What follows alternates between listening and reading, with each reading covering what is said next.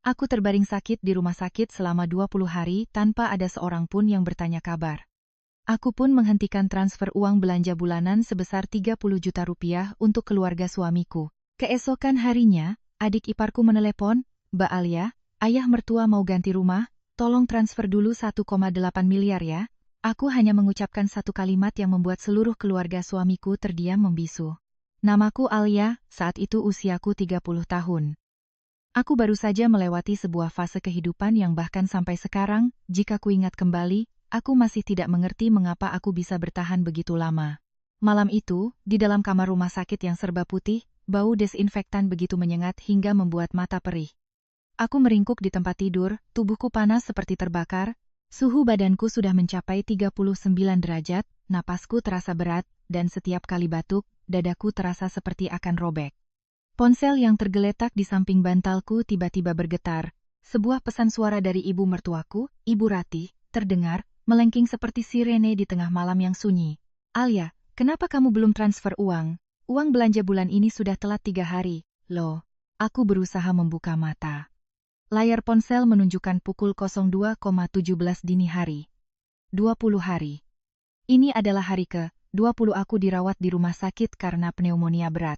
Selama 20 hari itu, tidak seorang pun dari keluarga suamiku yang bertanya kabar, bahkan sekadar basa-basi. Suamiku, Adit, hanya menelepon sekali, bukan untuk menanyakan keadaanku, melainkan untuk bertanya di mana polis asuransi rumah disimpan. Aku ingat betul, saat itu aku sedang demam hingga menggigil, bibirku kering pecah-pecah, tapi aku masih berusaha menjawab setiap pertanyaannya. Di seberang telepon, suaranya terdengar tergesa-gesa dan dingin, seolah sedang berbicara dengan orang asing.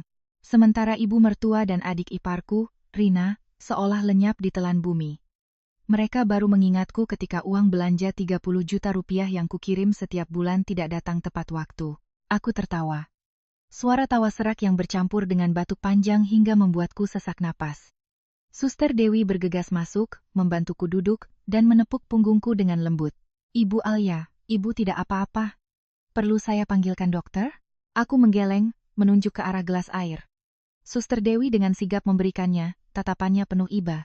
"Selama 20 hari ini, hanya orang-orang asing seperti dialah yang menjadi saksi betapa lemah dan kesepiannya diriku.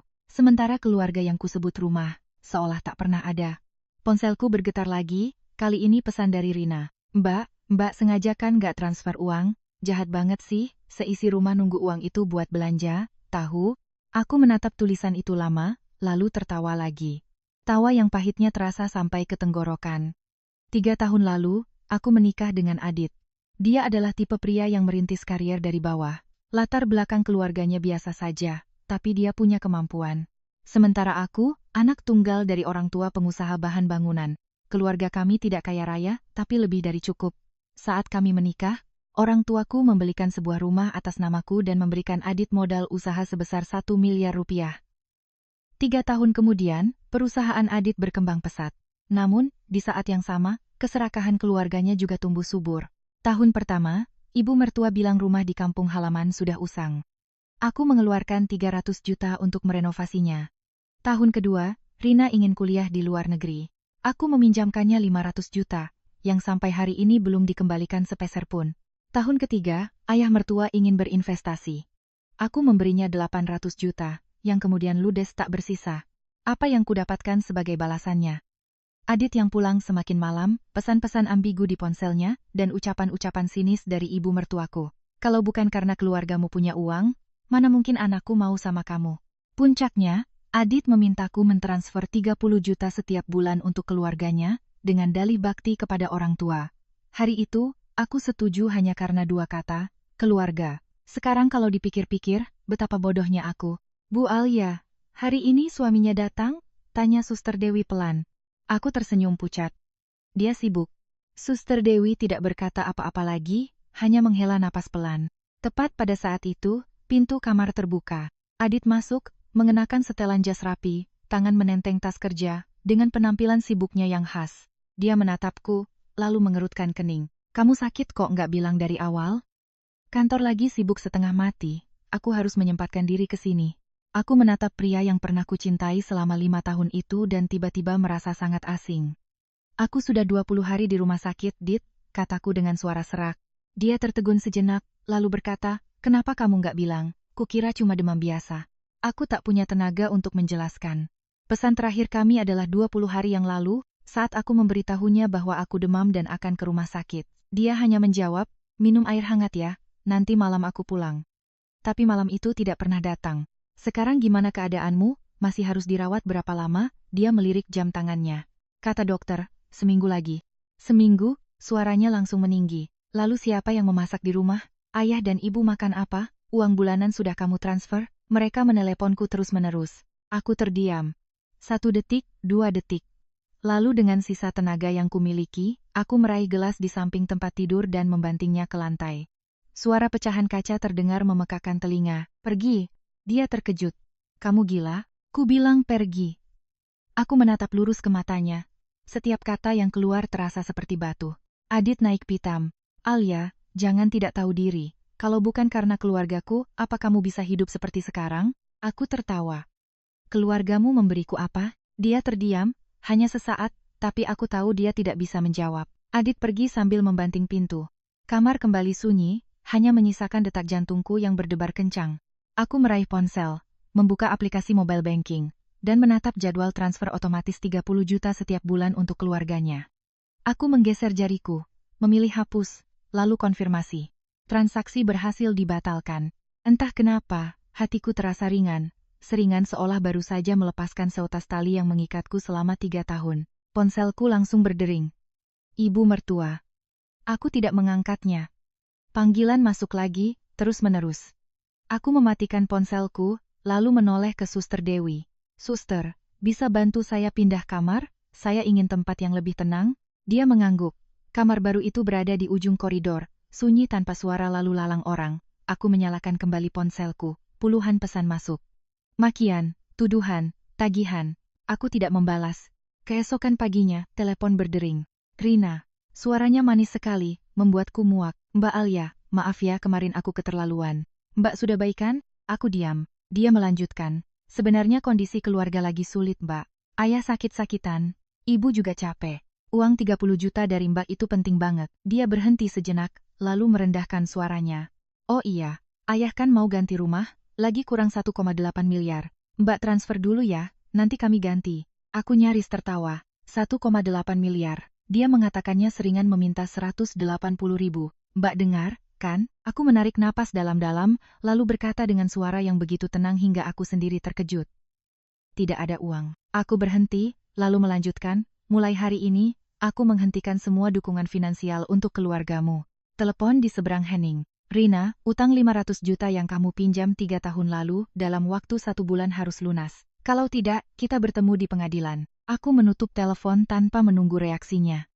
Pada saat itu, aku tahu hidupku telah berbelok ke arah yang berbeda, sebuah jalan yang tidak bisa lagi kuputar kembali. Sinar matahari pagi menembus jendela kamar rumah sakit. Untuk pertama kalinya dalam 20 hari, aku merasa bisa bernapas dengan lega, dalam, dan bebas. Tapi aku juga tahu, ini barulah permulaan. Aku keluar dari rumah sakit sore itu, saat matahari sudah tak lagi terik. Cahaya keemasan menyelimuti koridor dengan kehangatan yang selama 20 hari ini tak pernah kuperhatikan. Suster Dewi membantuku mengurus administrasi, gerakannya cekatan, tapi sorot matanya masih penuh kekhawatiran. "Ibu pulang dijemput?" Aku menggeleng. "Saya bisa pulang sendiri." Kalimat itu terdengar biasa, tapi aku tahu artinya lebih dalam.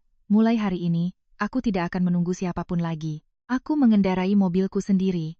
Jalanan yang familiar terasa begitu berbeda. Aku tidak terburu-buru, tidak lagi khawatir harus pulang memasak, tidak lagi cemas terlambat mentransfer uang, tidak lagi memikirkan apa yang akan dikatakan ibu mertuaku hari ini. Aku hanya mengemudi perlahan, seolah sedang melintasi sebuah fragmen kehidupan lama. Aku tiba di depan rumah yang 3 tahun lalu dibelikan orang tuaku sebagai hadiah pernikahan. Aku berdiri di depan pintu selama beberapa detik. Dulu, setiap kali pulang, aku merasa seperti harus memainkan sebuah peran. Istri yang baik, menantu yang berbakti, sebuah mesin ATM yang tidak boleh mati. Sekarang, saat ku buka pintu, udara pengap menyergapku. Bau sisa makanan, sampah, dan debu bercampur jadi satu. Ruang tamu berantakan, kotak makanan berserakan, dan lantai dilapisi debu tipis. Di balkon, pot-pot tanaman yang dulu kurawat dengan telaten kini layu, beberapa bahkan sudah mati kering. Aku berdiri diam, bukan karena sedih, tapi karena mengerti. selama 20 hari aku di rumah sakit, tempat ini seperti tak berpenghuni. Sama seperti pernikahanku, terlihat masih ada, tapi sebenarnya sudah lama mati. Aku menarik koperku, langsung menuju kamar tidur. Lemari pakaian terbuka, sebagian besar isinya adalah pakaian Adit, setelan mahal, jam tangan, sepatu kulit. Aku melirik sekilas, lalu beralih ke bagian kecil milikku yang hanya menempati satu sudut. Lucu sekali, rumah ini milikku, tapi aku seperti orang yang menumpang. Aku mulai berkemas, hanya mengambil barang-barang milikku, pakaian, dokumen, dan beberapa kenang-kenangan. Gelang giok pemberian ibuku masih ada, tapi sepasang gelang emas yang diberikan ibu mertuaku saat menikah telah lenyap. Aku tidak kaget, hanya tersenyum tipis. Saat itu, pintu kamar terbuka dengan kasar. Adit menerobos masuk, wajahnya memerah, matanya penuh amarah. Alia, apa yang kamu lakukan?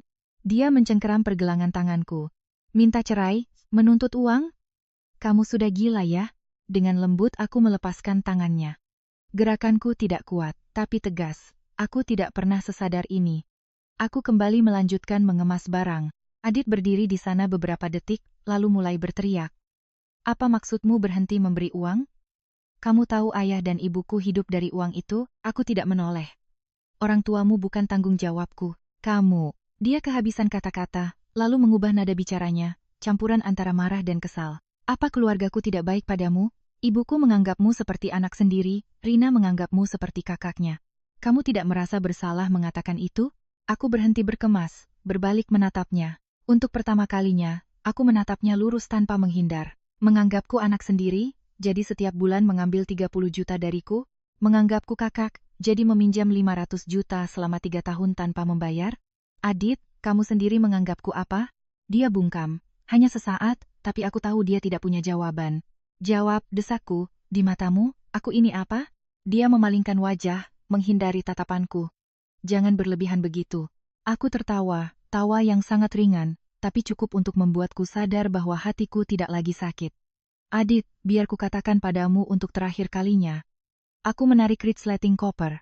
Selama 3 tahun ini, aku seperti mesin ATM, dan keluargamu adalah orang-orang yang mengantre di depannya.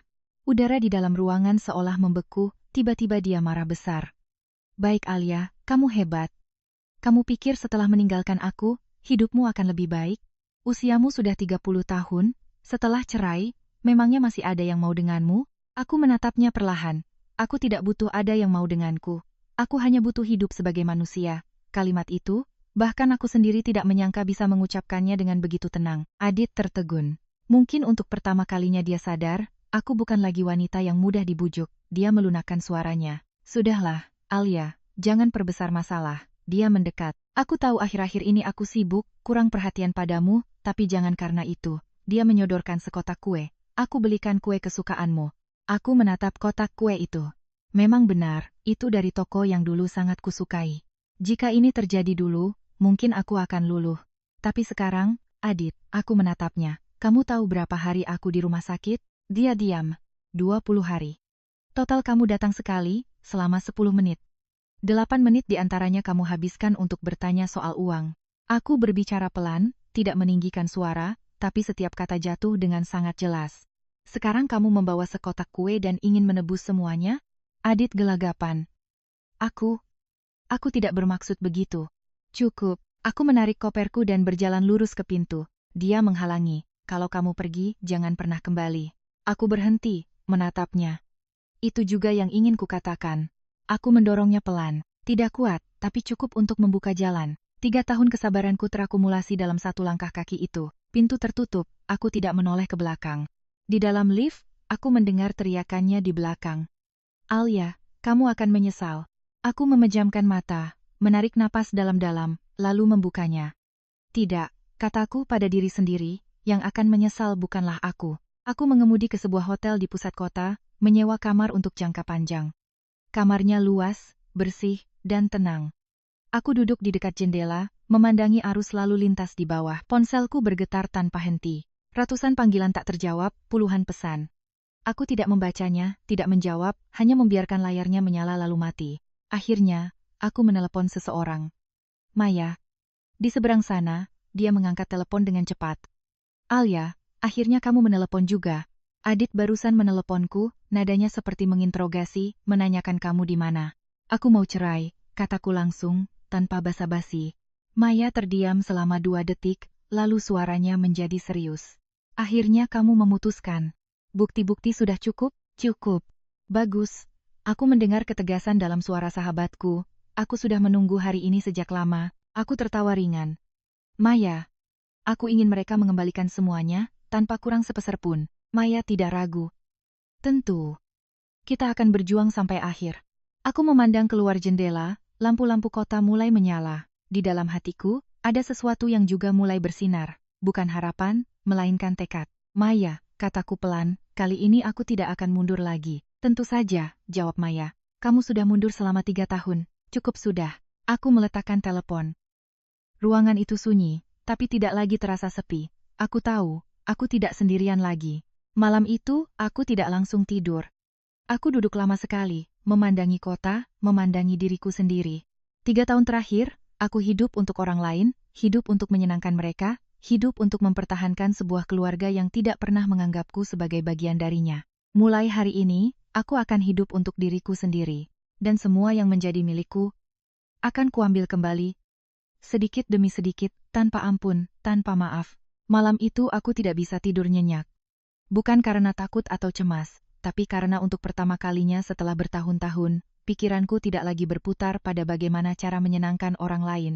Tidak lagi menghitung kapan harus transfer uang, bagaimana cara menelepon untuk basa-basi, atau kalimat apa yang harus diucapkan agar semua tetap damai. Sebagai gantinya, ada sebuah kekosongan yang aneh, terasa ringan, dingin, dan memaksaku untuk menghadapi diriku sendiri dengan telanjang.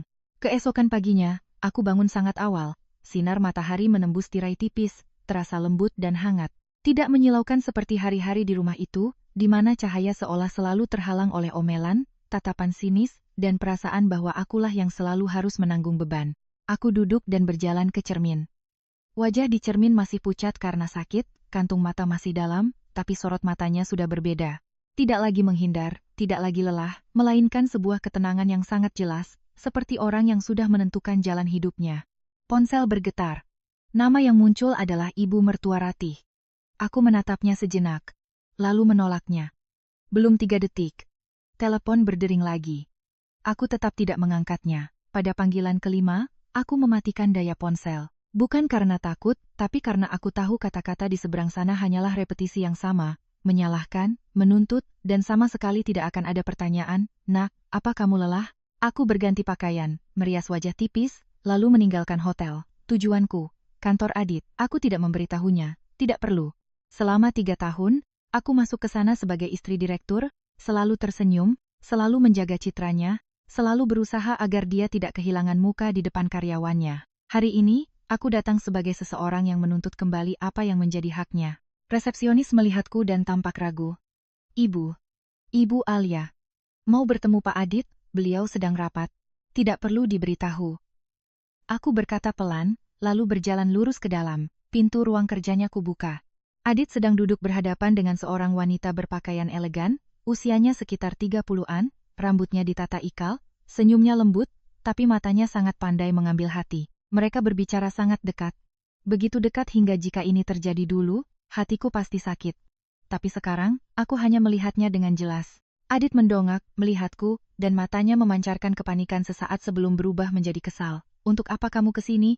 Aku tidak langsung menjawab, hanya menatap wanita itu. "Maaf, saya ada urusan pribadi dengan Pak Adit." Wanita itu menatapku, lalu menatap Adit dengan rasa ingin tahu, tapi tetap berdiri dan tersenyum tipis. "Baik, saya permisi dulu." Pintu tertutup.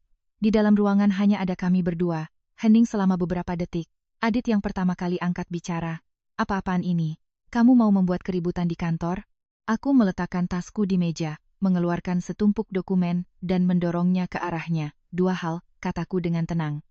"Pertama, ini surat dari pengacara mengenai gugatan cerai. Kedua, utang 500 juta yang dipinjam Rina 3 tahun lalu, aku minta dilunasi dalam 1 bulan." Adit menatap tumpukan kertas itu tanpa langsung membukanya. Dia menatapku, seolah mencoba memastikan apakah aku sedang bercanda atau serius. "Kamu serius?" Aku tidak pernah bercanda. Dia membuka dokumen itu, membolak-balik halamannya. Semakin dia membaca, raut wajahnya semakin berubah. Dari kesal, menjadi tegang, lalu berhenti pada ekspresi yang sangat kukenal, marah tapi tak berdaya. "Kamu gila, Alia?" Dia membanting dokumen itu ke meja. Cerai ya cerai, tapi kenapa menuntut uang? Itu uang yang kamu berikan secara sukarela. Sukarela? Aku mengulang kata itu, lalu tertawa. 300 juta untuk renovasi rumah ibumu, 500 juta untuk biaya kuliah adikmu, 800 juta untuk investasi ayahmu, dan 30 juta setiap bulan untuk biaya hidup. Aku menatapnya lurus, semuanya ada bukti transfernya, semuanya ada rekamannya. Kamu menyebut itu sukarela? Adit bungkam, tapi sedetik kemudian dia berteriak. Itu tanggung jawabmu, kamu ini menantu, bukan? Aku menggeleng. Aku menantu, bukan bang. Kalimat itu membuatnya terdiam. Aku melanjutkan, suaraku tetap datar. Adit, aku beri kamu 2 pilihan. 1, tanda tangani surat cerai dan kembalikan semua uang yang sudah diterima. 2, kita bertemu di pengadilan. Aku akan menuntut setiap rupiahnya, dan bukan hanya uang. Udara di ruangan menjadi berat. Dia menatapku lama. Kamu sudah berubah, suaranya merendah. Aku tidak menyangkal. Benar, karena aku sudah bisa melihat dengan jelas. Dia tersenyum dingin. Kamu pikir kamu pasti menang? Perusahaan ini milikku, kamu tidak akan dapat apa-apa? Aku memiringkan kepala dengan lembut. Modal awal 1 miliar itu uang dari keluargaku. Adit, kataku perlahan. Aku kesini bukan untuk meminta. Aku datang untuk mengambil kembali. Tangannya mengepal erat, urat-uratnya terlihat jelas. Alia, jangan paksa aku. Aku tidak memaksa. Aku hanya tidak mau mengalah lagi. Kami saling tatap, tak ada yang bicara lagi. Tapi aku tahu, pertempuran telah dimulai. Aku mengambil tasku dan berbalik. Sebelum membuka pintu, aku berhenti. 3 hari, kataku. 3 hari untukmu berpikir. Jika tidak ada jawaban. Aku tidak menyelesaikan kalimatku, tapi dia mengerti. Aku meninggalkan kantornya, melangkah keluar. Sinar matahari menyilaukan mataku, memaksaku untuk menyipit, tapi aku tidak menoleh ke belakang. Tidak ada lagi alasan untuk menoleh. Ponselku bergetar. Maya, bagaimana? Suratnya sudah kuberikan. Aku beri dia waktu 3 hari. Maya terdiam sejenak, lalu tertawa kecil. Akhirnya kamu tahu caranya bertarung. Aku tidak menjawab, hanya memandangi keramaian di depanku. 3 tahun lalu, aku memasuki pernikahan ini dengan seluruh kepercayaanku. 3 tahun kemudian, aku melangkah keluar dengan seluruh kesadaranku. Perbedaannya hanyalah, aku sudah mengerti. Mengerti bahwa ada hal-hal yang jika tidak kujaga sendiri, tidak akan ada yang menjaganya untukku. Ada hal-hal yang jika tidak kutuntut, tidak akan ada yang mengembalikannya. Dan ada orang-orang yang jika tidak kutinggalkan, mereka akan berpikir aku tidak akan pernah berani pergi. Aku menyalakan mobil. Kendaraan itu melaju, menyatu dengan arus lalu lintas. Di kaca spion, gedung kantor itu perlahan mengecil, seperti bagian dari masa lalu yang tertinggal di belakang. Aku tidak tahu seberapa sulit jalan di depan. Tapi satu hal yang kutahu, kali ini aku tidak akan kalah. Aku tidak langsung kembali ke hotel, melainkan berkeliling melewati jalan-jalan yang familiar, tempat di mana dulu ada malam-malam aku duduk di belakang motor Adit, percaya bahwa jika aku berusaha sedikit lagi, bersabar sedikit lagi, maka hidup akan membaik, keluarga akan harmonis, dan pria itu akan mengerti hatiku. Tapi sekarang saat melihat kembali, aku baru sadar ada jalan yang sejauh apapun ditempuh tidak akan pernah sampai ke tujuan, karena sejak awal sudah salah arah. Mobil berhenti di depan gerbang rumah orang tuaku, aku mematikan mesin, duduk diam beberapa detik, tangan masih di kemudi, hatiku tiba-tiba terasa berat. Bukan karena takut, tapi karena rasa bersalah. Selama 3 tahun, aku selalu berkata pada ayah dan ibu bahwa aku hidup sangat baik, bahwa suamiku penyayang, bahwa mertuaku baik, bahwa semuanya baik-baik saja, sementara kenyataannya berbanding terbalik. Aku menyembunyikan semuanya hanya karena takut mereka khawatir. Aku turun dari mobil, gerbang terbuka. Ayahku, Pak Prakoso, sedang menyiram tanaman di halaman, rambutnya sudah jauh lebih putih dari terakhir kali kuperhatikan. Ibuku, Bu Lestari, berdiri di sampingnya, memegang lap, sambil tertawa. Pemandangan yang begitu damai, hingga membuat tenggorokanku tercekat. Ibu panggilku pelan. Ibuku berbalik, tertegun sejenak, lalu bergegas menghampiriku. Alia, kenapa pulang mendadak? Katanya sedang sibuk. Ayah juga meletakkan selang airnya, berjalan cepat ke arahku. Kenapa wajahmu pucat begini? Kamu sakit?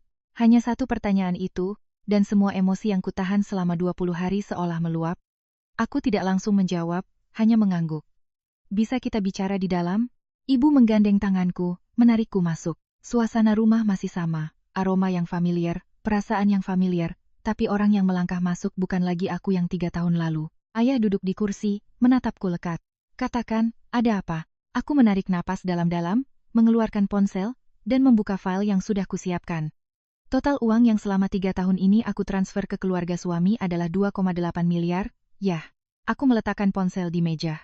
Itu belum termasuk rumah dan modal 1 miliar untuk Adit. Ibu mengambil ponsel itu, tangannya gemetar. Semakin dia menggulir ke bawah, wajahnya semakin pucat. Ayah tidak melihat ponsel, hanya menatapku. Tatapannya berubah dari curiga, menjadi mengerti, lalu perlahan menjadi amarah. Dan ini. Aku membuka pesan-pesan, rekaman telepon, dan foto-foto. Aku kena pneumonia berat, dirawat di rumah sakit 20 hari. Suamiku hanya datang sekali selama 10 menit. Keluarganya tidak ada yang bertanya kabar. Begitu kalimat itu selesai, ibu menangis. Dia memelukku erat. Nak, kenapa kamu tidak bilang sama ibu? 20 hari sendirian, bagaimana kamu bisa tahan? Suaranya tercekat.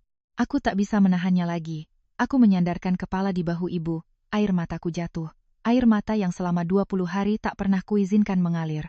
Ayah berdiri, mondar-mandir di dalam ruangan, tangannya terkepal. Si Adit itu, dianggapnya apa anakku ini? Beliau memukul meja dengan keras, dan keluarga itu, keluarga macam apa mereka? Aku menyeka air mata, duduk tegak kembali. Aku sudah mengajukan gugatan cerai dan meminta mereka mengembalikan seluruh uang. Ayah berhenti, menatapku.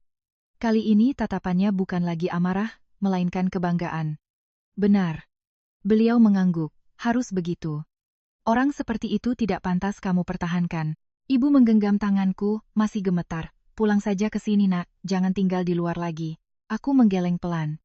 Untuk sementara aku di hotel dulu bu. Masalah ini, mereka tidak akan melepaskannya dengan mudah. Ayah tersenyum dingin. Kita lihat saja apa yang berani mereka lakukan. Beliau berdiri tegak. Kamu tinggal di sini, ayah mau lihat siapa yang berani datang membuat masalah. Aku tahu, jika aku mengangguk, ayah dan ibu akan melindungiku habis-habisan. Tapi aku juga tahu, pertempuran ini harus kujalani sendiri. Aku baik-baik saja, kataku. Kali ini, aku mau menyelesaikannya sendiri. Ayah menatapku lama, lalu mengangguk. Baik, jika kamu sudah memutuskan, ayah tidak akan menghalangi. Tapi ingat satu hal, katanya perlahan, kamu tidak sendirian. Aku mengangguk, hatiku sedikit menghangat. Tepat pada saat itu, bel pintu berbunyi. Kami bertiga serentak menoleh. Asisten rumah tangga membuka pintu, dan suara yang familiar terdengar dari luar. Alia ada? Saya datang menjemputnya pulang. Itu Adit. Ibuku langsung berdiri, tatapannya menjadi dingin. Menjemput apa? Ayah melangkah ke depan menghalangi pintu. Mau apa kamu ke sini? Adit berdiri di luar, masih memegang kunci mobil, mencoba menjaga ketenangan. Pak, saya datang menjemput Alia. Suami istri bertengkar itu biasa, tidak perlu dibesar-besarkan.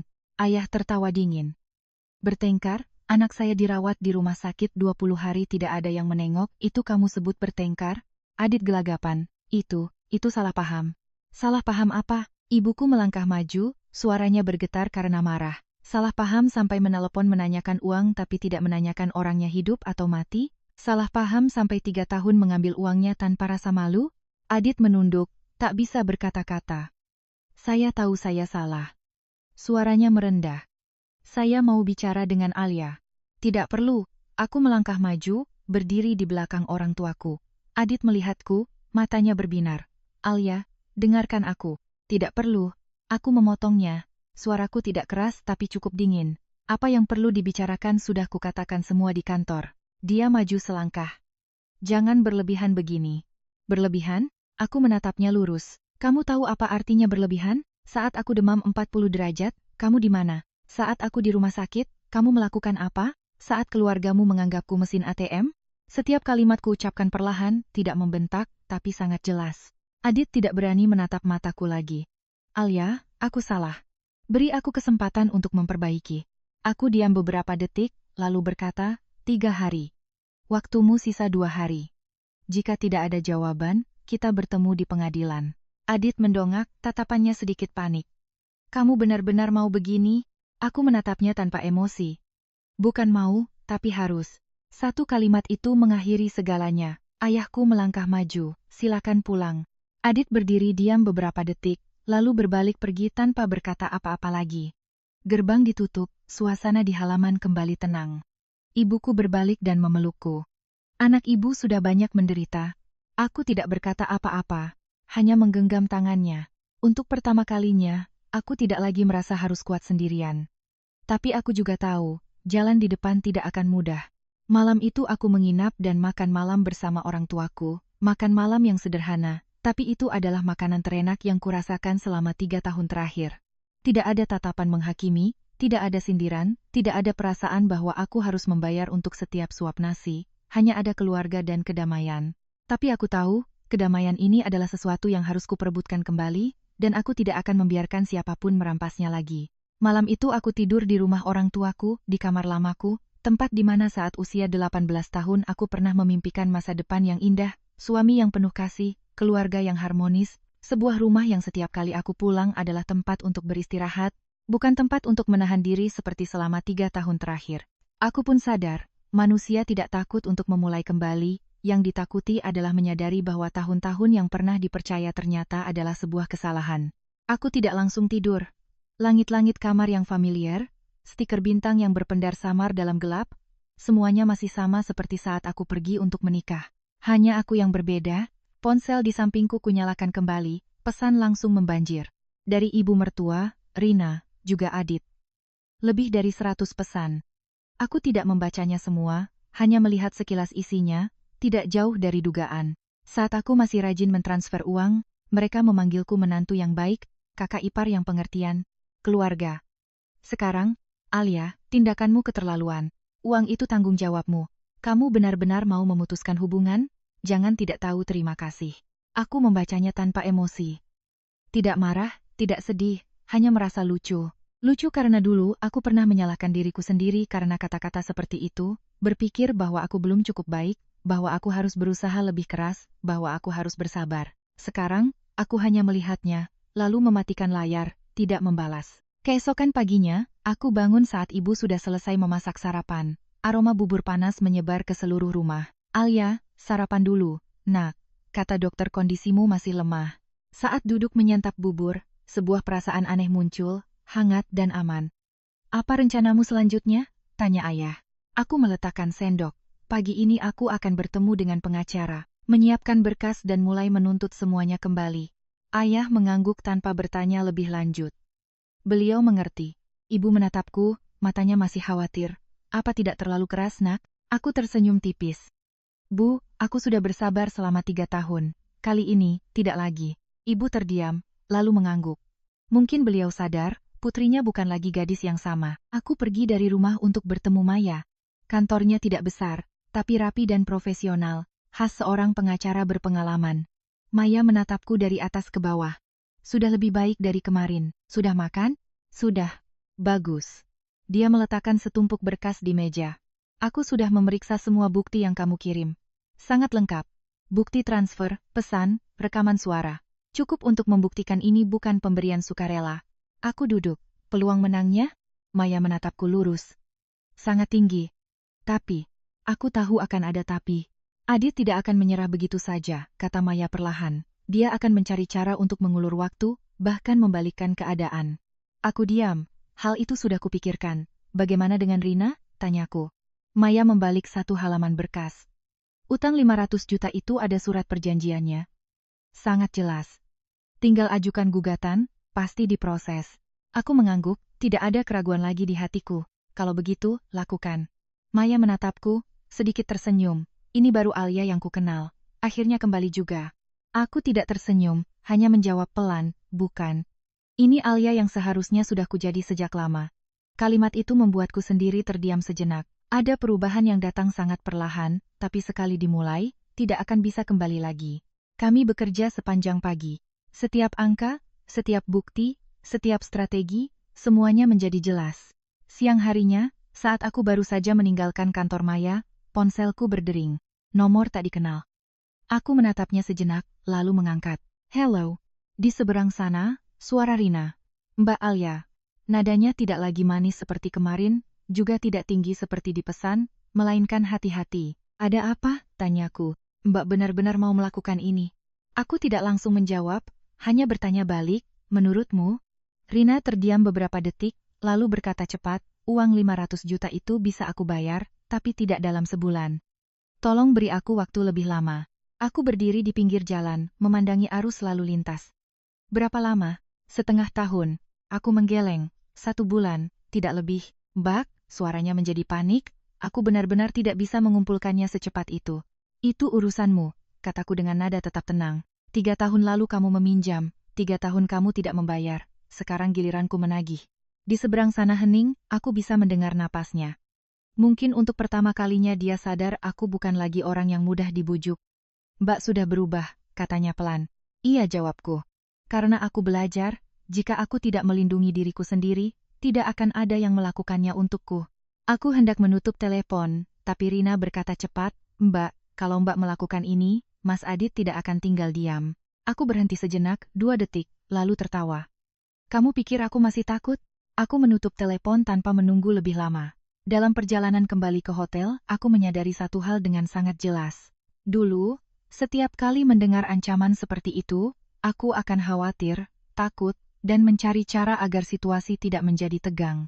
Sekarang, aku hanya merasa ringan.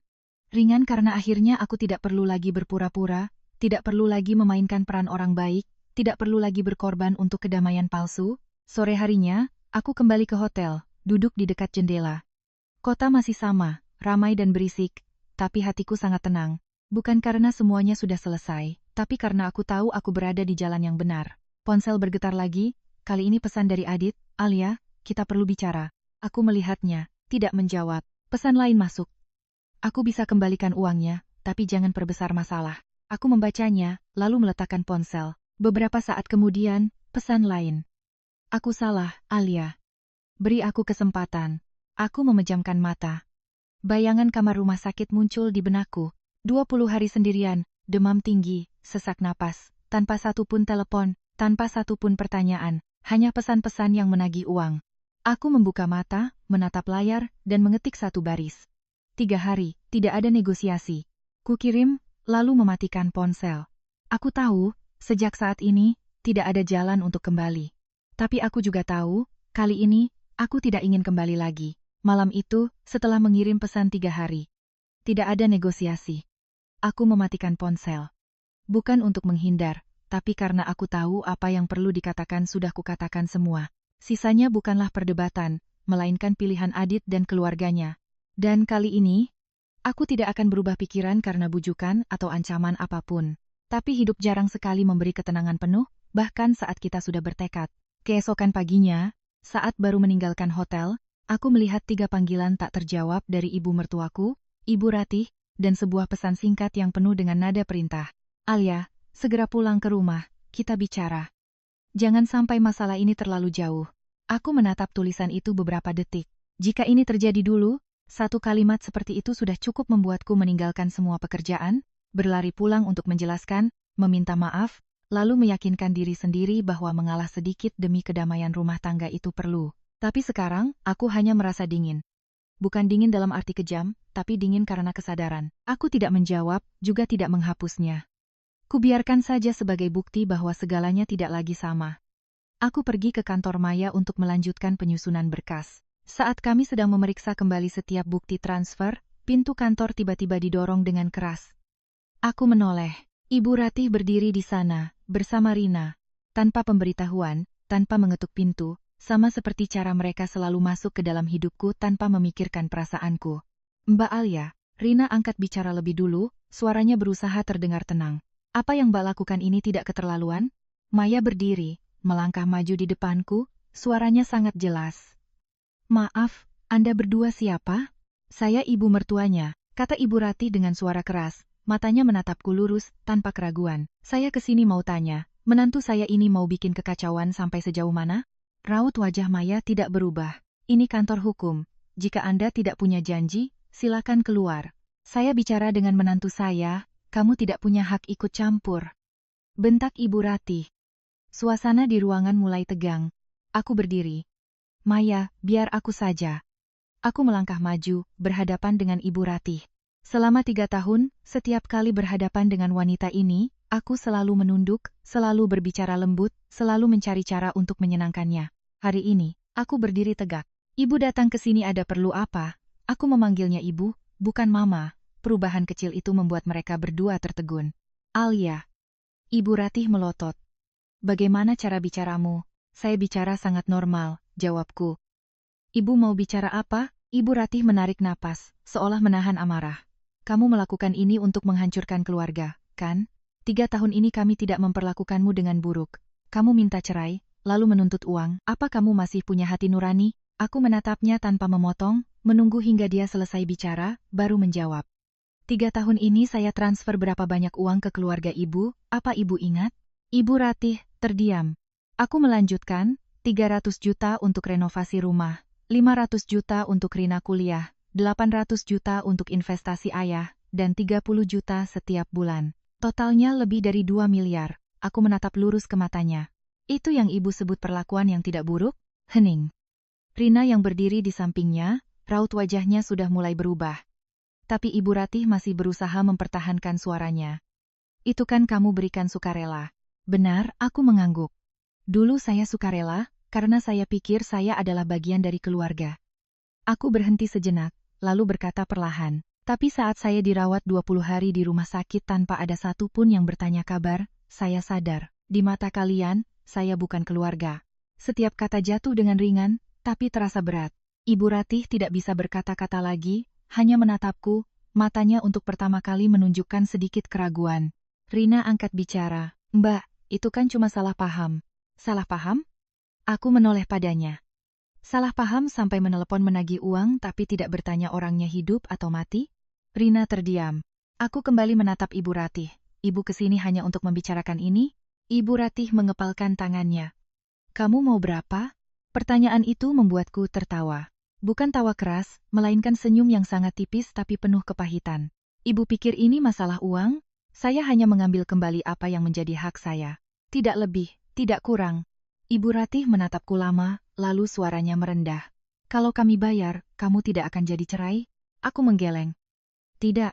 Jawaban yang tegas, tanpa ragu, tanpa berpikir. Karena aku tahu, ada hal yang sudah pecah dan tidak bisa disatukan lagi.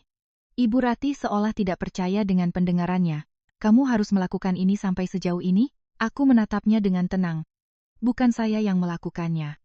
Kalian yang mendorong saya sampai ke titik ini. Suasana di ruangan menjadi berat. Tidak ada yang bicara lagi. Beberapa saat kemudian, Ibu Ratih berbalik, suaranya tidak lagi tinggi. Ayo, kita pergi. Rina menatapku dengan tatapan yang rumit, tapi tidak berkata apa-apa. Mereka berdua pergi, pintu tertutup, ruangan kembali sunyi. Maya menatapku, kamu tidak apa-apa? Aku mengangguk. Tidak apa-apa, dan kali ini, aku benar-benar baik-baik saja. Tidak lagi gemetar, tidak lagi sakit, hanya kejelasan. Maya duduk, kamu tahu, tadi itu adalah titik baliknya. Mulai sekarang, mereka tidak akan lagi berpikir kamu bisa digoyahkan. Aku ikut duduk, menatap tumpukan berkas di depanku. Lebih baik begitu, jadi semuanya bisa lebih cepat. Sore itu, aku menerima pesan dari nomor tak dikenal. Hanya satu kalimat, Alia, jangan menekan orang terlalu keras. Tanpa nama, tapi aku tahu siapa pengirimnya. Aku tidak membalas, hanya mengambil tangkapan layar, dan mengirimkannya ke Maya untuk disimpan. Maya membalas dengan cepat, sudah disimpan. Aku meletakkan ponsel, memandang keluar jendela. Sinar matahari sore perlahan meredup. Kota masih sama, tapi aku sudah berbeda. Dulu aku selalu berpikir pernikahan itu harus tentang kesabaran, pengorbanan, dan harus dipertahankan dengan segala cara. Sekarang aku mengerti, sebuah hubungan jika hanya satu orang yang berusaha, itu bukan keluarga, melainkan beban, dan aku sudah meletakkannya. Malam itu, aku tidak langsung kembali ke hotel. Aku duduk di kantor Maya cukup lama. Bukan karena masih ada pekerjaan, tapi karena aku merasa sangat jelas bahwa setelah percakapan dengan Ibu Ratih dan Rina tadi, segalanya telah memasuki fase yang berbeda. Bukan lagi urusan suami istri, melainkan konfrontasi nyata antara dua pihak, di mana setiap kata dan tindakan akan memiliki konsekuensi yang jelas. Dan kali ini, aku bukan lagi di posisi yang menahan, melainkan yang mengambil inisiatif. Maya menuangkan segelas air hangat untukku, meletakkannya dengan lembut di depanku, lalu duduk di seberang. Tatapannya tidak lagi bercanda, melainkan serius, khas seorang praktisi hukum. Alia, mulai sekarang, kamu harus siapkan mental. Mental untuk apa? Mereka akan melakukan serangan balik. Aku mengangguk, aku tahu. Maya menatapku beberapa detik, lalu melanjutkan. Bukan hanya dengan kata-kata. Mereka bisa memperbesar masalah, mencemarkan nama baikmu, bahkan mencari cara untuk memaksamu mundur. Aku terdiam sejenak, lalu bertanya, kalau mereka melakukan itu, bagaimana? Maya tidak langsung menjawab, dia membuka laptopnya dan memutar layar ke arahku. Lihat ini. Di layar, ada sebuah postingan di media sosial. Akun milik Rina. Foto profilnya masih senyum yang familiar. Tapi tulisan di bawahnya membuatku merinding. Ada orang yang kalau sudah kaya, lupa sama budi baik. 3 tahun tinggal di keluarga suami, diberi makan, diurus, sekarang malah balik menuntut uang, minta cerai, dan mengancam ke pengadilan. Hati manusia memang susah ditebak. Di bawahnya, ada puluhan komentar. Dari kenalan, teman bersama, bahkan beberapa orang yang pernah kutemui di acara keluarga. Aku membaca setiap barisnya, tapi anehnya, aku tidak lagi merasa sakit seperti dulu. Aku hanya melihatnya dengan jelas, bahwa mereka melakukan persis seperti yang dikatakan Maya. Serangan balik, sudah lihat? Kata Maya. Dugaanku tidak salah. Aku mengangguk, ya, bagus juga. Maya mengerutkan kening. Bagus, apanya yang bagus? Aku meletakkan gelas, menatap lurus ke layar. Semakin mereka memperbesar masalah, semakin mudah untuk membalikannya. Maya terdiam sejenak, lalu tertawa kecil. Benar, ini baru Alia yang aku kenal. Aku tidak tertawa, hanya berkata, ambil tangkapan layarnya, simpan sebagai bukti. Sudah, angguk Maya. Aku berdiri, mengenakan jaketku. Besok kita mulai. Mulai apa? Tanya Maya. Aku berbalik, suaraku tenang. Mulai mengambil kembali kehormatanku. Malam itu aku kembali ke hotel. Kali ini bukan dengan perasaan hampa seperti hari-hari pertama, melainkan dengan persiapan yang sangat jelas. Seperti sebelum memasuki pertandingan yang kutahu akan sulit, tapi juga kutahu aku tidak punya jalan untuk mundur. Aku membuka ponsel, bukan pesan, tapi akun media sosial pribadiku. Selama 3 tahun, aku hampir tidak pernah memposting apapun. Tidak mengeluh, tidak berbagi, selalu menjaga citra kehidupan yang stabil dan bahagia. Karena dulu aku berpikir masalah keluarga harus disimpan di dalam. Tapi sekarang aku mengerti, diam tidak selamanya baik, terutama ketika orang lain menggunakan diam itu untuk memutarbalikkan fakta. Aku membuka galeri, memilih foto-foto saat di rumah sakit. Hari-hari saat aku terbaring, selang infus di tanganku, wajah pucat tanpa riasan, tanpa ditutupi. Lalu aku menambahkan tangkapan layar bukti transfer, pesan-pesan, dan rekaman suara yang diubah menjadi teks. Aku tidak menulis panjang, hanya sebuah paragraf singkat. 3 tahun menjadi menantu, saya telah mentransfer lebih dari 2 miliar untuk keluarga suami. Saat dirawat di rumah sakit selama 20 hari, tidak ada satupun yang bertanya kabar. Ketika uang datang, saya adalah keluarga. Ketika uang berhenti, saya adalah orang yang tidak tahu berterima kasih. Hari ini saya memilih pergi, bukan karena cinta sudah habis, tapi karena saya sudah mengerti. Aku membacanya sekali lagi, tidak mengedit, lalu menekan tombol kirim. Layar menyala, lalu hening. Tapi aku tahu, beberapa menit lagi, segalanya akan dimulai. Benar saja, belum sampai 10 menit, ponselku mulai bergetar tanpa henti. Pesan, panggilan, notifikasi. Aku tidak langsung melihatnya, hanya meletakkan ponsel dan pergi mandi. Saat aku kembali, notifikasi sudah mencapai ratusan. Aku membukanya. Komentar pertama, ya ampun Mbak, kirain selama ini hidupnya enak. Komentar kedua, keluarga macam apa itu, kayak lintah darat. Komentar ketiga, dukung, Mbak. Tindakan yang benar. Aku terus menggulir. Ada juga orang-orang yang sebelumnya membela Rina, kini mulai bertanya. Loh, kok beda sama postingan Rina? Ini buktinya jelas banget, 3 tahun 2 miliar masih dibilang numpang hidup. Aku mematikan layar, tidak perlu membaca lagi. Aku tahu, kebenaran sudah mulai menemukan suaranya. Tepat pada saat itu, ponsel berdering. Adit. Aku menatapnya sejenak, lalu mengangkat. Hapus postingan itu sekarang. Suaranya tertahan, tidak lagi lembut atau memohon, melainkan penuh amarah. Kenapa? Tanyaku. Masih tanya kenapa? Kamu menghancurkanku. Perusahaanku kena imbasnya. Aku tersenyum tipis. Kamu salah. Aku tidak menghancurkanmu. Aku hanya mengatakan kebenaran. Kamu. Dia kehabisan kata-kata, lalu merendahkan suaranya. Alia, aku sudah bilang akan kembalikan uangnya. Kenapa harus melakukan ini? Aku berdiri di dekat jendela, memandangi jalanan di bawah, suaraku sangat tenang. Kamu pikir aku melakukan ini karena uang? Di seberang sana hening. Aku melanjutkan. Selama 3 tahun ini aku tidak kekurangan uang. Yang aku butuhkan adalah rasa hormat. Sebuah kalimat yang ringan, tapi aku tahu bobotnya sangat berat.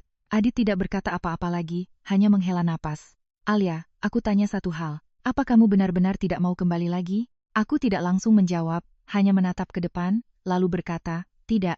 Satu kata, tapi itu adalah jawaban untuk segalanya. Aku menutup telepon tanpa menunggu dia bicara lagi. Malam itu aku tidak tidur cepat. Aku duduk lama sekali, merenungkan apa yang telah terjadi. Dari saat di rumah sakit, meninggalkan rumah, menghadapi mereka, hingga sekarang. Semuanya terjadi begitu cepat, tapi begitu jelas. Seperti orang yang berjalan terlalu lama dalam gelap, begitu ada cahaya, baru sadar sudah salah arah sejak awal. Aku tidak menyesal, hanya menyayangkan. Menyayangkan bahwa aku sadar terlalu lambat, tapi setidaknya, aku sudah sadar. Dan kali ini, aku akan terus berjalan, tanpa menoleh ke belakang. Keesokan paginya, saat aku membuka mata, hal pertama yang kulakukan bukanlah memeriksa ponsel seperti biasa, melainkan berbaring diam beberapa menit, menatap langit-langit kamar, membiarkan pikiranku benar-benar jernih. Aku tahu betul, sejak postinganku kemarin, segalanya tidak akan berhenti pada perdebatan kecil, melainkan akan mulai menyebar. Dan ketika sudah menyebar, tidak ada lagi yang bisa mengendalikannya. Aku duduk, membuka ponsel. Notifikasi terus bertambah. Bukan lagi hanya dari teman, tapi juga dari orang asing yang meninggalkan komentar yang jelas. Ada yang membela, ada yang meragukan, ada yang sekadar penasaran. Tapi yang terpenting adalah keheningan dari pihak keluarga Adit. Tidak ada postingan baru dari Rina, tidak ada bantahan publik. Keheningan itu, jika terjadi dulu, mungkin membuatku cemas. Tapi sekarang aku mengerti. Diam bukan berarti mereka menerima, melainkan mereka sedang menyusun strategi. Aku beranjak dari tempat tidur, bersiap dengan perlahan. Aku tahu hari ini akan menjadi hari yang panjang. Tepat saat itu, telepon berdering. Maya. Alia, kamu di mana? Di hotel. Turun saja ke lobi, aku sedang menuju ke sana. Aku tidak bertanya lebih lanjut, hanya berganti pakaian dan turun. Maya sudah berdiri di sana, memegang setumpuk dokumen, raut wajahnya tidak setenang biasanya. Ada perkembangan baru, apa? Maya menyodorkan ponselnya, lihat ini. Di layar, ada postingan baru. Bukan dari Rina, melainkan dari seorang pria bernama Pak Budi, Paman Adit. Tulisannya panjang dan sangat lihai, tidak memaki, tapi setiap katanya memiliki makna yang jelas, menyalahkan. Saya sebagai keluarga merasa tidak bisa diam ketika seorang wanita yang berstatus menantu justru menjelek-jelekan keluarga yang telah menampungnya selama 3 tahun. Uang adalah masalah internal, tidak bisa dilihat dari satu sisi saja. Ada kebenaran yang tidak diketahui orang luar. Saya harap Alia bisa berpikir kembali, jangan karena emosi sesaat, kedua belah pihak jadi terluka. Aku membacanya sampai tuntas, lalu mengembalikan ponsel itu pada Maya. Bagaimana menurutmu? Tanya Maya. Mereka sudah memulai, jawabku langsung. Maya mengangguk. Benar. Dan kali ini, mereka melakukannya dengan sangat terstruktur. Aku tidak kaget. Selama 3 tahun menjadi menantu, aku sudah terbiasa dengan cara keluarga itu menangani masalah, tidak pernah menghadapi langsung, selalu berkelit, selalu melempar tanggung jawab, dan selalu membuat orang lain merasa bersalah. Apa yang harus kulakukan? Tanyaku. Maya menatapku. Jangan bereaksi dulu, tunggu. Kenapa? Karena mereka sedang menggiring opini. Kalau kamu langsung bereaksi, kamu akan terjebak dalam permainan mereka. Aku terdiam sejenak, lalu mengangguk. Baik. Tapi tepat saat itu, ponselku berdering lagi, nomor tak dikenal. Maya mengangguk, angkat saja. Aku menjawabnya, halo. Di seberang sana suara pria yang berat. Alia, ini Om Budi. Aku tidak berkata apa-apa, menunggunya melanjutkan. Om rasa, kita perlu bertemu untuk bicara. Suaranya sangat tenang, tapi terasa menekan. Tidak perlu, jawabku. Urusan saya dan Adit tidak perlu campur tangan orang luar. Dia tertawa kecil. Apa Om ini orang luar? Om ini keluarga. Saya bukan lagi bagian dari keluarga itu, kataku tanpa basa-basi. Di seberang sana hening selama 2 detik. Lalu suaranya berubah. Tidak lagi lembut. Kamu melakukan ini. Tidak takut nanti hidupmu susah? Sebuah kalimat ringan, tapi jelas sebuah peringatan. Aku menatap Maya, lalu menjawab, Om tenang saja. Yang berbuat salah yang seharusnya takut. Aku menutup telepon. Maya menatapku, sedikit puas. Kamu bisa tetap tenang. Bagus. Aku menghela napas, bukan tenang. Tapi sudah tidak ada yang kutakutkan lagi. Maya mengangguk. Baik. Langkah selanjutnya, dia membuka dokumennya, kita daftarkan gugatan. Aku menatap tumpukan kertas itu tanpa ragu. Kapan? Hari ini? Aku mengangguk. Lakukan. Kami meninggalkan hotel, langsung menuju pengadilan. Perjalanannya tidak jauh, tapi di benakku, banyak hal muncul. 3 tahun lalu, aku memasuki pernikahan dengan seluruh keyakinanku. 3 tahun kemudian, aku datang ke sini untuk mengakhirinya. Tanpa keributan, tanpa air mata, hanya keputusan. Saat menandatangani surat gugatan, tanganku tidak gemetar. Hanya satu goresan pena, Tapi itu adalah titik akhir untuk sebuah fase kehidupan. Maya mengambil kembali berkasnya. Selesai, aku mengangguk. Saat melangkah keluar dari gedung pengadilan, sinar matahari terasa menyengat, tapi sangat jelas. Seperti perasaanku saat ini, tidak ada lagi keraguan. Ponsel bergetar, pesan dari Adit. Alia, kamu sudah mendaftarkan gugatan? Aku melihatnya, tidak menjawab. Pesan lain masuk. Kamu benar-benar mau membawanya sampai akhir? Aku tetap tidak menjawab, karena aku tahu jawabanku sudah pernah kusampaikan. Sore itu, aku kembali ke hotel, duduk sendirian. Tidak menyalakan TV, tidak memutar musik, hanya duduk dan berpikir. Bukan tentang masa lalu, tapi tentang masa depan. Untuk pertama kalinya setelah sekian lama, aku tidak merasa takut pada masa depan. Aku tidak tahu akan seperti apa, tapi aku tahu, itu akan menjadi milikku, bukan milik orang lain. Setelah hari aku mendaftarkan gugatan cerai, keadaan tidak langsung memanas seperti yang diperkirakan. Sebaliknya, sebuah keheningan panjang terjadi, seperti permukaan air sebelum badai besar, tampak tenang, tapi sebenarnya sedang mengumpulkan kekuatan. Keheningan inilah yang justru membuatku lebih waspada. Aku tahu betul keluarga Adit bukan tipe yang mudah menerima kekalahan. Mereka hanya menunggu waktu yang tepat untuk menyerang balik. 3 hari berlalu dengan cepat. Dari pagi hingga malam, aku bersama Maya, memeriksa ulang berkas, menyiapkan dokumen tambahan, menghubungi bank untuk konfirmasi transfer, bahkan meminta salinan transaksi lama yang tak pernah kupikir akan kubutuhkan. Di setiap angka dan tanggal, aku melihat kembali diriku 3 tahun lalu. Seorang wanita yang percaya jika memberi cukup banyak, akan dihargai. Pada sore hari ketiga, ponselku berdering saat aku sedang di kantor Maya. Kali ini bukan nomor asing, melainkan Adit. Aku menatap layar beberapa detik, lalu mengangkatnya. Aku di bawah kantor pengacaramu. Suaranya tidak lagi tergesa-gesa, melainkan berat dan lelah. Turunlah, kita bicara. Aku menatap Maya. Dia tidak melarang, hanya berkata singkat, keputusan di tanganmu. Aku berdiri, baik, aku turun. Adit berdiri di samping mobilnya. Kemejanya tidak terkancing rapi, dasinya longgar. Dia tidak lagi terlihat seperti pria percaya diri yang kukenal, melainkan seperti orang yang kehilangan kendali. Dia menatapku, tatapannya rumit. Alia, masuk mobil, kita bicara. Tidak perlu, kataku, menjaga jarak. Di sini saja. Dia terdiam sejenak, lalu mengangguk. Baik, hening sejenak di antara kami. Akhirnya, Adit angkat bicara. Aku setuju cerai. Kalimat itu, jika dulu, mungkin akan membuatku terkejut. Tapi sekarang, aku hanya mengangguk. Ya, dia menatapku, seolah menunggu reaksi lain, tapi aku tidak berkata apa-apa lagi. Dia melanjutkan, uangnya akan kubayar. Bertahap, kataku. Berapa lama? 1 tahun. Aku menggeleng. 3 bulan. Adit mengerutkan kening. Tidak mungkin. Perusahaanku sedang terkena imbasnya, arus kas tidak stabil. Aku menatapnya, suaraku tetap datar. Itu urusanmu, bukan urusanku. Dia menghela napas berat. Alia, jangan menekanku seperti ini. Aku sudah mengalah. Aku tidak langsung menjawab, hanya bertanya balik, mengalah? Kamu pikir ini sebuah kelonggaran? Adit, selama 3 tahun kamu mengambil lebih dari 2 miliar dariku. Aku menuntutnya kembali, itu kelonggaran darimu, atau hakku? Suasana menjadi tegang. Adit memalingkan wajah, tangannya terkepal. Alia, kamu benar-benar sudah berubah. Benar, aku tidak menyangkal. Karena aku tidak mau lagi dimanfaatkan. Dia berbalik, suaranya merendah. Aku tidak memanfaatkanmu, aku hanya tidak perhatian. Aku menatapnya lama. Kalimat itu, jika dulu, mungkin akan kuterima. Aku akan menghibur diri bahwa dia tidak sengaja, hanya karena sibuk. Tapi sekarang aku mengerti, ada hal-hal yang bukan karena ketidaksengajaan, tapi karena seseorang sudah terbiasa menerima tanpa perlu memberi. Tidak perhatian? Aku mengulanginya. Kamu tidak perhatian saat aku transfer uang setiap bulan? Kamu tidak perhatian saat aku memberi uang untuk adikmu? Kamu tidak perhatian saat ayahmu mengambil uang untuk investasi? Semua itu kamu tidak perhatian? Aku berhenti, lalu berkata perlahan, tapi saat aku berhenti transfer, kamu langsung perhatian. Adit tidak bisa berkata apa-apa, hanya berdiri terpaku. Aku menatapnya, tidak lagi marah, hanya kejelasan. 3 bulan. Aku hanya memberimu waktu 3 bulan. Jika tidak, kita bertemu di pengadilan.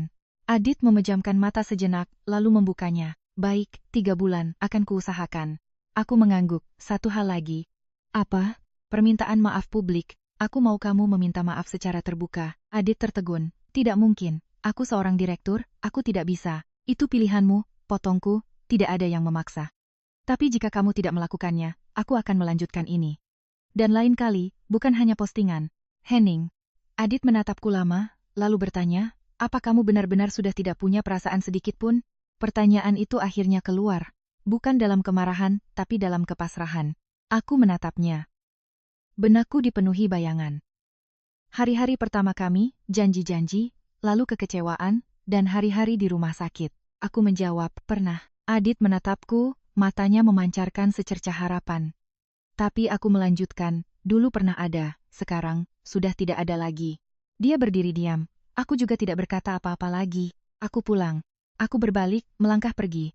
Di belakang, aku mendengar Adit memanggil, Alia. Aku tidak menoleh, hanya berhenti sejenak. Akan kulakukan. Aku tidak menjawab, tapi aku mendengarnya. Dan aku tahu, segalanya perlahan menuju akhir. Saat aku kembali ke kantor, Maya bertanya, bagaimana? Dia setuju. 3 bulan dan permintaan maaf publik. Maya mengangguk. Bagus. Aku duduk, menatap tumpukan berkas. Untuk pertama kalinya, aku tidak lagi merasakannya sebagai beban, melainkan sebagai sebuah jalan yang telah kupilih dan sedang kujalani dengan benar. 3 hari setelah pertemuan itu, aku tidak menghubungi Adit. Aku paham, jika seseorang benar-benar ingin melakukan sesuatu, tidak perlu diingatkan. Kali ini, aku bukan lagi penunggu, melainkan penentu syarat. Pagi itu, saat aku baru bangun, ponselku menunjukkan notifikasi dari media sosial. Sebuah postingan publik. Saat kubuka, aku melihat nama Adit, sebuah tulisan panjang, tanpa basa-basi. Saya Adit, suami dari Alia. Saya ingin mengkonfirmasi bahwa informasi yang dibagikan oleh Alia adalah benar. Selama 3 tahun, keluarga saya telah menerima sejumlah besar uang darinya. Dan selama dia dirawat di rumah sakit, saya tidak menjalankan kewajiban saya sebagai suami. Saya meminta maaf kepada Alia atas ketidakpedulian saya. Saya akan bertanggung jawab mengembalikan seluruh uang sesuai kesepakatan. Saya harap semua pihak tidak mengganggu Alia lagi. Aku membacanya sampai tuntas, bukan karena bahagia atau puas, tapi karena lega. Lega karena kebenaran akhirnya diakui oleh pihak yang bersangkutan. Tidak perlu lagi pembuktian, tidak perlu lagi perdebatan. Ponselku berdering. Maya. Sudah lihat? Sudah. Bagus, katanya puas. Langkah pertama selesai. Lalu? Tunggu. Tunggu mereka menepati janji. Aku mengangguk. Siang itu, aku pulang ke rumah orang tuaku. Ibu sedang memasak, melihatku dan tersenyum lega. Sudah makan? Sudah, Bu. Ayah sedang membaca koran. Beliau melipatnya. Dia sudah mempostingnya. Iya, yah. Bagus, angguk ayah. Setidaknya dia masih tahu cara mengakui kesalahan. Aku duduk di hadapan ayah. Tapi aku tidak percaya. Tidak percaya apa? Tidak percaya mereka akan semudah itu mengembalikan uang. Ayah terdiam, lalu berkata, pikiranmu benar. Orang seperti itu tidak mudah melepaskan. Tapi, beliau menatapku, kali ini, kamu tidak sendirian. Aku mengangguk. Sore itu, aku menerima notifikasi transfer sebesar 200 juta dari rekening Adit. Jumlah yang kecil dibanding totalnya, tapi ini pertama kalinya dalam 3 tahun uang itu kembali. Aku tidak menelepon, hanya mengambil tangkapan layar dan mengirimkannya ke Maya. Sudah diterima. Maya membalas cepat, dicatat, terus pantau.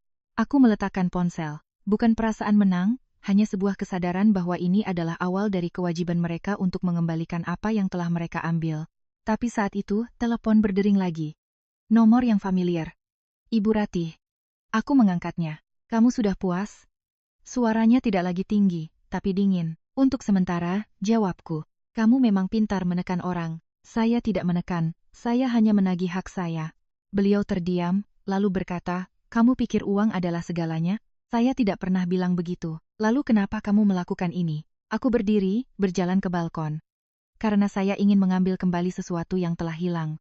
Apa itu? Rasa hormat. Di seberang sana hening sangat lama, lalu beliau berkata, kamu tidak akan pernah kembali lagi. Benar. Kamu tidak menyesal?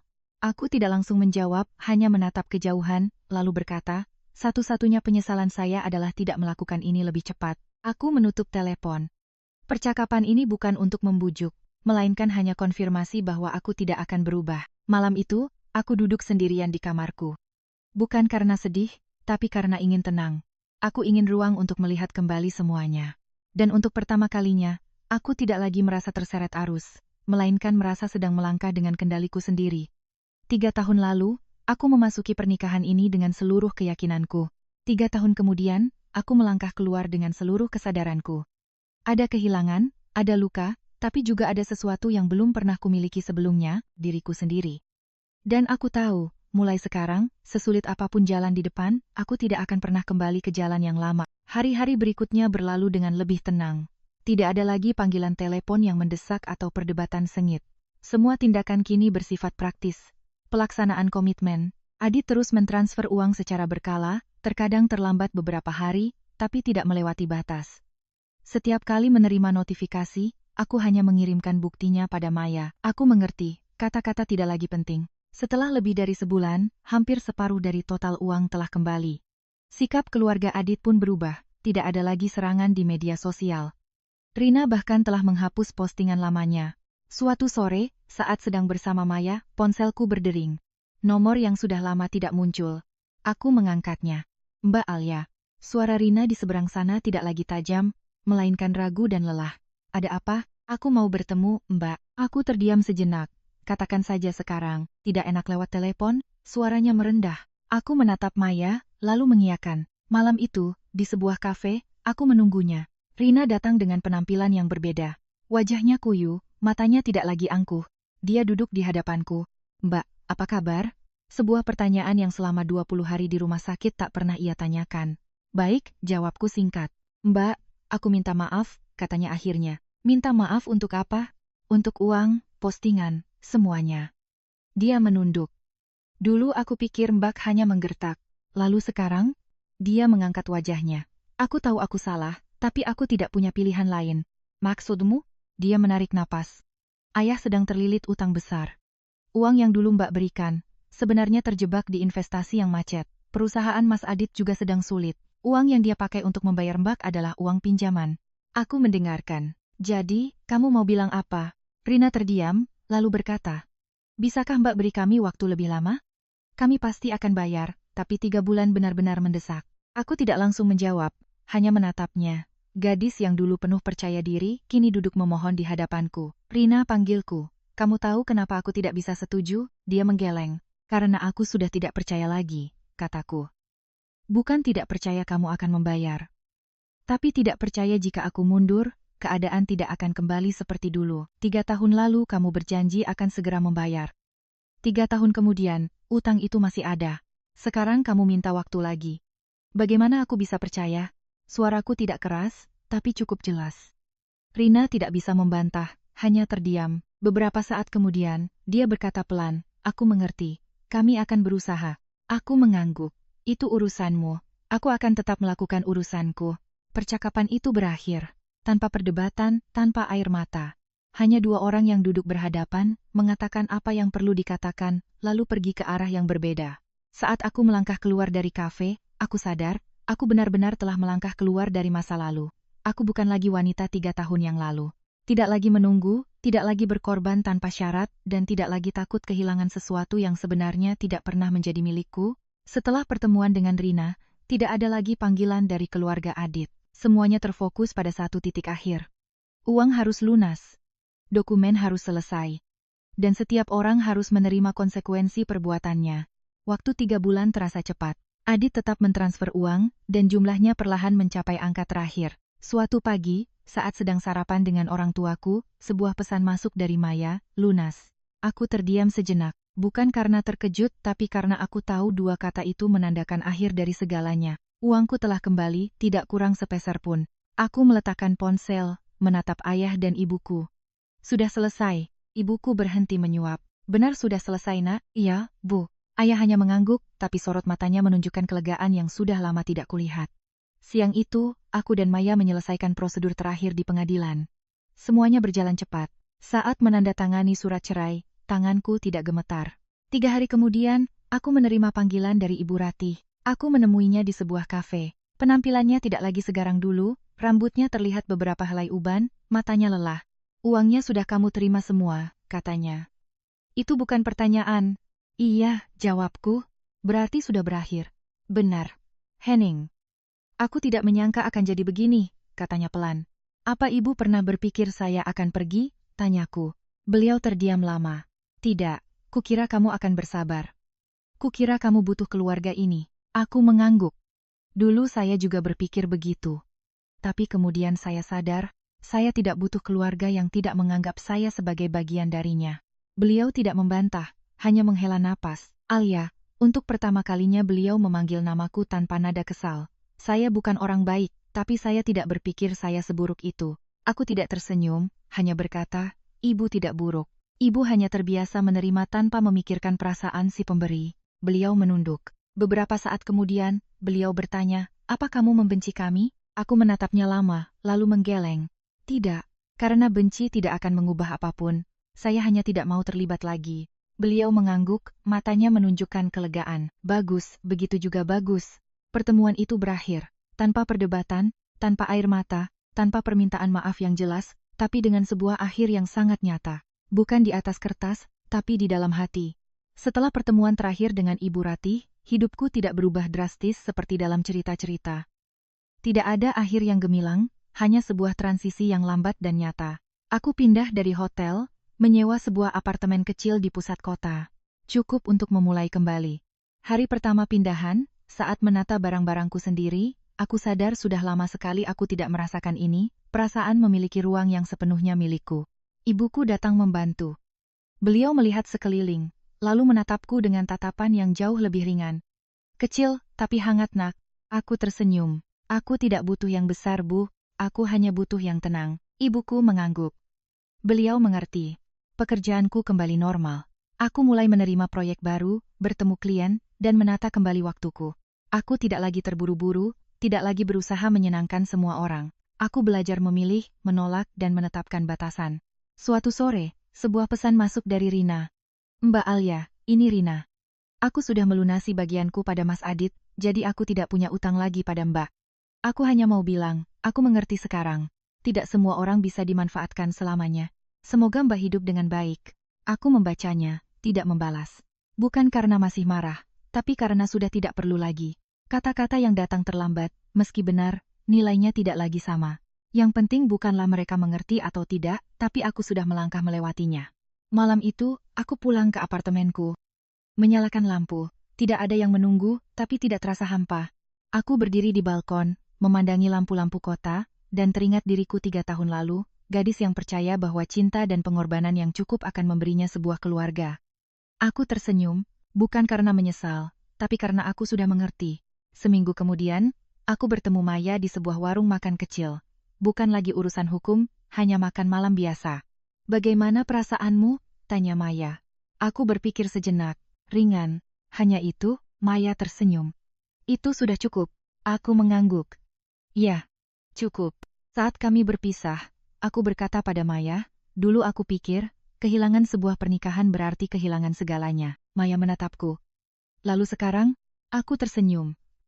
Sekarang aku tahu, terkadang kehilangan adalah sebuah permulaan. Malam itu, aku membuka buku harian lamaku. Di halaman pertama, ada tulisanku 3 tahun lalu, semoga aku akan hidup dengan sangat bahagia. Aku menatap tulisan itu lama, lalu mengambil pena dan menulis di bawahnya. Kebahagiaan bukanlah tentang mempertahankan seseorang, melainkan tentang tidak kehilangan dirimu sendiri. Aku menutup buku itu dan meletakkannya di rak. Kali ini, tidak perlu kusembunyikan. Hidupku tidak menjadi sempurna. Masih ada hari-hari yang melelahkan, masih ada saat-saat aku teringat masa lalu. Tapi kenangan itu tidak lagi menyakitkan, hanya menjadi pengingat bahwa aku pernah salah, pernah lemah, tapi aku juga telah bangkit. Dan jika ada yang bertanya apakah aku masih percaya pada cinta, aku tidak akan langsung menjawab. Karena aku tahu, jawabannya bukan pada keyakinan, tapi pada caraku memilih seseorang, dan caraku menjaga diriku sendiri. Aku melangkah ke balkon sekali lagi, angin malam berhembus lembut. Aku tahu, hidupku tidak harus gemilang, tidak harus membuat orang lain kagum. Cukup setiap hari berlalu, aku tetap menjadi diriku sendiri, tanpa menunduk, tanpa tawar-menawar. Itu sudah cukup. Hadirin sekalian, ada cerita yang setelah kita dengar, tidak membuat kita terkesiap karena dramanya, atau tercekat karena akhir yang tragis, melainkan membuat kita terdiam lama. Kisah Alia adalah salah satunya. Ini bukan tentang balas dendam atau menang kalah, melainkan perjalanan seorang wanita belajar untuk berdiri tegak setelah perasaan dan kepercayaannya diperas habis. Kita sering diajarkan bahwa menjadi istri harus sabar, menjadi menantu harus berkorban, dan keluarga harus dipertahankan dengan segala cara. Namun, terkadang, hal-hal yang terdengar benar itulah yang menjadi tali pengikat yang membuat seseorang kehilangan dirinya sendiri tanpa sadar.